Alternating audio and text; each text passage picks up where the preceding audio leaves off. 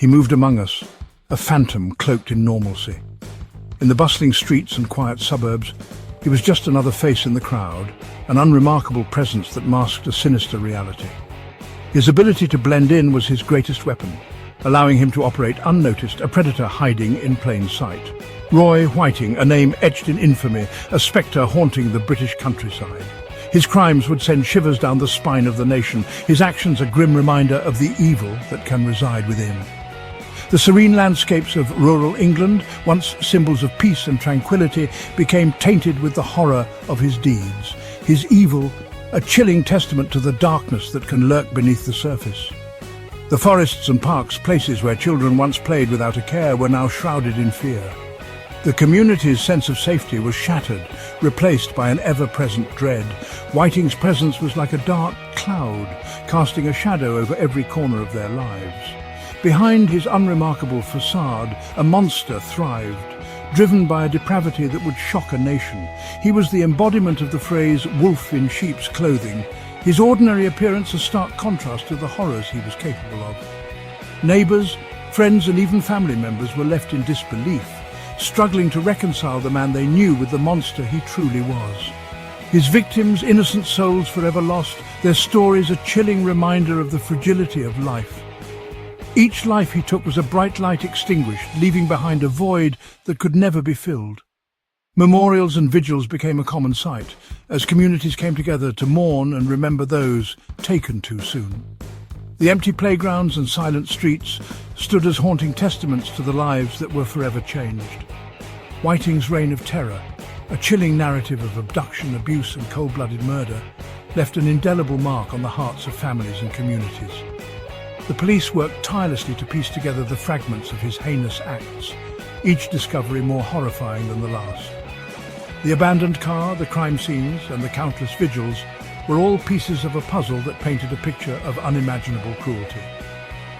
This is the story of those forever scarred by his crimes, a descent into the abyss of a predator who walked among us.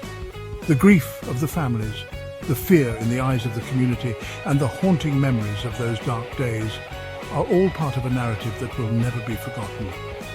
As we delve into this tale, we remember the victims and the impact of a monster who for a time walked among us unnoticed.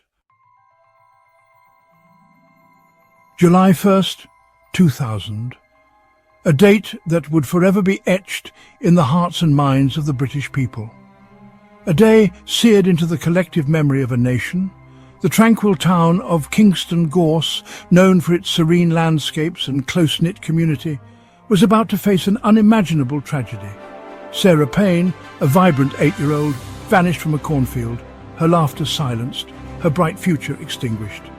She was last seen playing joyfully with her siblings, her innocent giggles filling the summer air. The idyllic summer day turned nightmarish as fear gripped the small community of Kingston Gorse.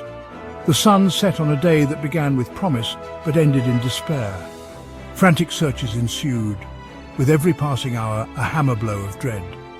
The community rallied together, scouring fields and forests, hoping against hope to find Sarah safe and sound.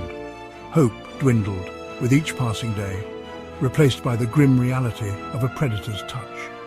The once vibrant town was now shrouded in a pall of fear and uncertainty. Sarah's disappearance sparked a nationwide manhunt, the largest in British history. A collective gasp of horror echoing across the land. The media descended upon the small town, turning it into the epicenter of a heartbreaking story that gripped the entire nation. Candlelight vigils were held, prayers whispered into the night as the community clung to the fragile thread of hope. The search for Sarah became a symbol of unity and resilience, even as the shadow of despair loomed large. The police worked tirelessly, following every lead, while Sarah's family faced the unbearable agony of not knowing. Their pleas for her safe return echoed through the media, touching hearts far and wide. As days turned into weeks, the community's spirit remained unbroken. They stood together, united in their determination to bring Sarah home. The search for Sarah Payne was not just a quest for a missing child, but a testament to the strength and solidarity of a community in the face of unimaginable adversity. The investigation into Sarah's disappearance soon unearthed a chilling truth. Roy Whiting, a seemingly ordinary man, harboured a dark secret. His past, a tapestry woven with threads of deviance and violence, a previous conviction for the abduction and sexual assault of a young girl, a chilling foreshadowing of the horror to come. Whiting's freedom, a tragic failure of a system designed to protect, a slap on the wrist, a lenient sentence that allowed a predator to roam free. His release, a ticking time bomb, the consequences catastrophic. Sarah's disappearance struck a chord of fear that resonated throughout the nation. Parents clutched their children closer, playgrounds stood eerily quiet, a palpable sense of vulnerability permeated the air. The unthinkable had happened, shattering the illusion of safety, leaving a community and a nation grappling with the darkness that had invaded their lives. The media frenzy that ensued, a double-edged sword, fueling the investigation yet also amplifying the collective grief and terror. Every new development, every agonizing detail broadcast into homes, a constant reminder of the monster in their midst. Section 5. The system's fatal flaw, Whiting's arrest, a bittersweet victory. Relief tinged with anger, the knowledge that Sarah's fate was sealed. The justice system now under intense scrutiny, its flaws laid bare. The whispers of what if echoed, a haunting chorus of accountability and regret. The public outcry, a demand for answers, for reform, for a system that protected the innocent instead of enabling the guilty. The echoes of Sarah's case reverberated, a catalyst for change, a promise whispered in the wind. Even with Whiting's conviction, questions lingered like ghosts in the wind. The chilling possibility of other victims, their stories untold, their fates unknown. The investigation into Whiting's past, a painstaking search for answers, for closure. Cold cases reopened, each one a potential piece in the puzzle of Whiting's depravity. The weight of suspicion, a heavy cloak, casting a long shadow over his past. The truth, elusive, perhaps buried forever. The guilty verdict, a collective sigh of relief, a small measure of solace in the face of unimaginable loss. Whiting, sentenced to life in prison, his freedom forever revoked. Yet justice felt hollow, a poor substitute for the life stolen for the future denied. The trial, a harrowing ordeal reopening wounds that refused to heal. Sarah's family, their strength and dignity in the face of unimaginable grief, a testament to the enduring power of love. Time, a relentless river, flowed on. But for those touched by Sarah's case, the scars remained. The pain, a constant companion, the memories, both cherished and haunting.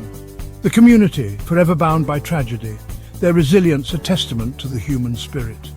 Sarah's legacy, a beacon of light in the darkness. Her name, synonymous with innocence lost, but also with the fight for justice, for change, for a safer world for all children. The roadside murders of Roy Whiting left an indelible mark on the British psyche. It was a crime that shook the very foundations of our sense of safety and community. The quiet countryside, once a symbol of peace and tranquility, became a haunting reminder of the fragility of life. Sarah's case, a turning point, a catalyst for change. Her innocent face on missing person posters stirred the hearts of millions. Communities rallied together, not just in search of Sarah, but in a collective outcry for justice and protection for all children. The nation mourned, reflected, and ultimately demanded better. Vigils were held, flags flown at half-mast, and a sombre silence fell over towns and cities. It was a time of deep reflection, where the collective grief of a nation turned into a powerful demand for change. Laws were strengthened, awareness heightened, a collective vow to never forget. Policemen patrolled with renewed vigilance, protests for change echoed through the streets, and community meetings buzzed with discussions on how to prevent such tragedies in the future. Yet even in the face of such darkness, hope endures. The sunrise over a quiet town, children playing in parks and blooming flowers in gardens became symbols of resilience. They reminded us that life goes on and that hope can flourish even in the darkest of times. The human spirit, though wounded, possesses an unyielding strength. People hugged and comforted each other, drawing strength from their shared sorrow. Like a resilient tree standing tall after a storm, the community found ways to heal and rebuild. The fight for justice, for the protection of innocence, continues. Protesters holding signs for justice, courtroom scenes, and petitions being signed became the new normal. The community's resolve to protect its most vulnerable members grew stronger with each passing day. And in the whispers of the wind, we hear Sarah's laughter, a reminder that even in death, light can prevail. The wind blowing through trees, children playing and laughing in parks, and the gentle breeze at sunset all serve as poignant reminders that Sarah's spirit lives on, inspiring us to create a safer, more compassionate world.